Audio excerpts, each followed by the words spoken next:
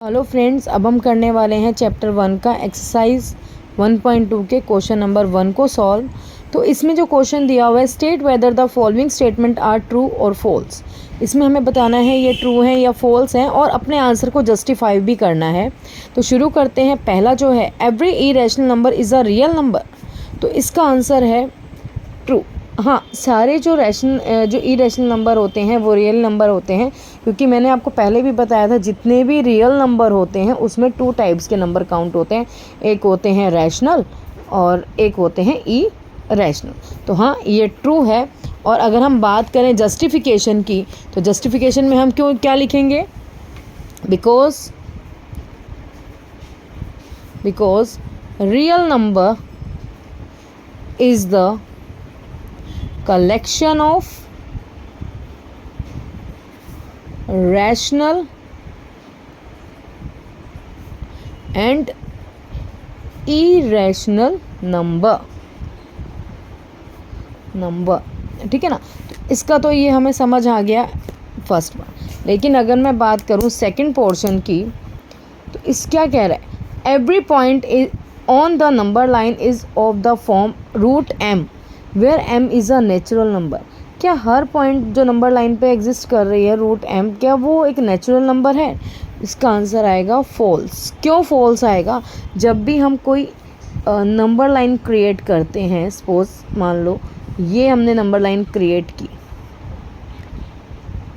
तो जब भी हमारे पास कोई रूट की वैल्यू आती है और हम एग्जिस्ट हमारे पास कहाँ पे करती है? इस तरफ बिल्कुल भी नहीं करती है। तो जब भी कोई रूट की वैल्यू क्रिएट करते हैं हम नंबर लाइन पे, तो वो कभी भी हमारे पास नेगेटिवली नहीं क्रिएशन देती है, वो हमारा राइट हैंड साइड यानी कि पॉजिटिवली क्रिएशन देती है। तो हम कह सकते हैं कि ये जो स्टेटमेंट है ये फॉल्स है।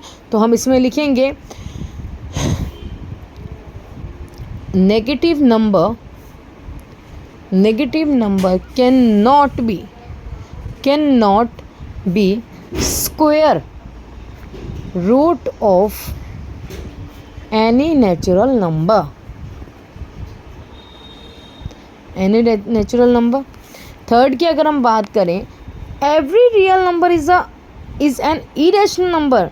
तो ये भी फॉल्स होगा, क्योंकि मैंने अभी यहाँ पे आपको बताया रियल नंबर में सिर्फ इरेशनल ही नहीं रैशनल नंबर भी काउंट होते हैं। तो ये स्टेटमेंट भी फॉल्स होगी। तो वही, because real number can B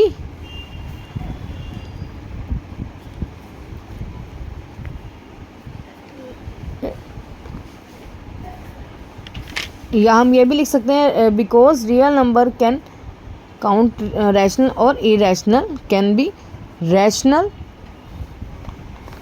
and irrational, not only irrational. तो हम कह सकते हैं ये स्टेटमेंट भी फॉल्स होगी। चलते हैं अपने क्वेश्चन नंबर 2 की तरफ। हेलो मेरे प्यारे बच्चों, कैसे हो आप सब? आपका स्वागत है लर्निंग विद रितिका दीदी के साथ।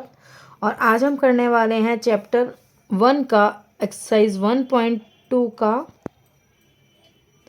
क्वेश्चन नंबर 2, क्लास 9th का। तो क्वेश्चन नंबर 2 में क्या कहना चाहता है वो? Are the square roots of all positive integer irrational. क्या जितने भी स्क्वायर रूट्स हैं वो पॉजिटिव इंटीजर इरेशनल होते हैं? तो पहले एक पोर्शन में जो आंसर इन्होंने पूछा है, तो इसका आंसर होगा नो। जितने भी ये स्क्वायर रूट्स होते हैं पॉजिटिव इंटीजर इरेशनल नहीं होते। और क्यों नहीं होते इसका जवाब मैं आपको आगे दूंगी। इन्होंने कहा इफ़ नोट, इन्होंने खुद ही आंसर दे दिया, अगर नहीं तो एक ऐसे एग्जाम्पल दो जो स्क्वायर रूट है किसी नंबर के, that is a rational number, जो कि उनके एक रैशनल नंबर हैं। तो रैशनल नंबर की आइडेंटिटी क्या है? रैशनल नंबर जो होते हैं उनका अपना एक कंप्लीट स्क्वायर रूट होता है। एग्जाम्पल अगर हम लेते हैं, लाइक 1, 4, 225, 36, 81। तो अगर मैं इनके फैक्टर करूं, यानी कि 1 into 1 will be 1, 4, 2 into 2 will be 2। तो जिनके अपने कंप्लीट पेयर बनते हैं 225 का अगर हम बात करें तो वो आता है हमारा 15 इंटू 15। तो जिनके कंप्लीट पेयर बनते हैं वो स्क्वायर रूट होते हैं और सारे पॉजिटिव इंटीजर्स के रहते हैं। और अगर हम बात करते हैं इरेशनल की, इरेशनल क्या होते हैं, इनके खुद के कंप्लीट स्क्वायर रूट नहीं बनते। एग्जाम्पल 2, √3, √5, √6, √7, ये जिनके खुद के कंप्लीट पेयर नहीं बनते हैं उनको इरेशनल नंबर्स कहते हैं। एग्जाम्पल जैसे √2 की वैल्यू आती है 1.14, √3 की वैल्यू अलग आती है, √5 की अलग आती है। तो जिनकी वैल्यू पॉइंट में नहीं आती है और जिनके कंप्लीट स्क्वायर नहीं बनते हैं वो इरेशनल नंबर कहलाते हैं। और जिनकी एक अपनी कंप्लीट वैल्यू बनती है वो रैशनल नंबर कहलाते हैं। चलिए बढ़ते हैं अपने क्वेश्चन नंबर 3 की तरफ का। एक्सरसाइज 1.2 का क्वेश्चन नंबर 3 और क्या कहना चाह रहा है, show how √5 can be represented on the number line. कैसे हम √5 को एक नंबर लाइन पर रिप्रेजेंट कर सकते हैं। तो शुरू करते हैं। सबसे पहले आप एक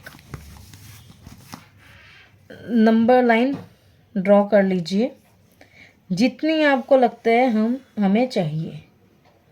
मैं यहाँ पे मार्क कर रही हूँ 14 और इसके हर जो मेज़रमेंट है उसके अकॉर्डिंग मैं एक पॉइंट ले रही हूँ क्योंकि बार बार हम स्केल का यूज़ नहीं करेंगे, तो उसके अकॉर्डिंग हम यूज़ कर रहे हैं।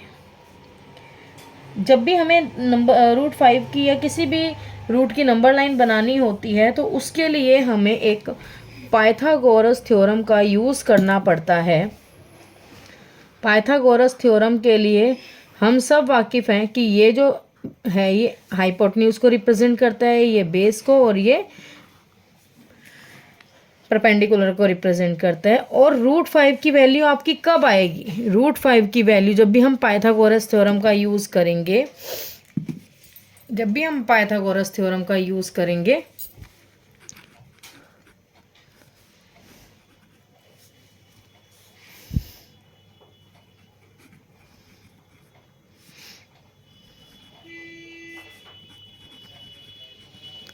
थ्योरम का हम जब भी यूज़ करेंगे उसका फॉर्मूला क्या होता है, h² = p² + b²।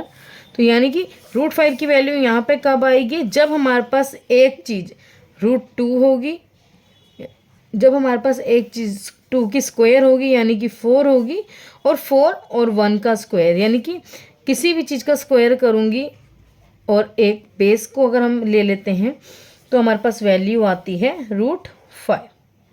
ये आपके पास वैल्यू आ गई।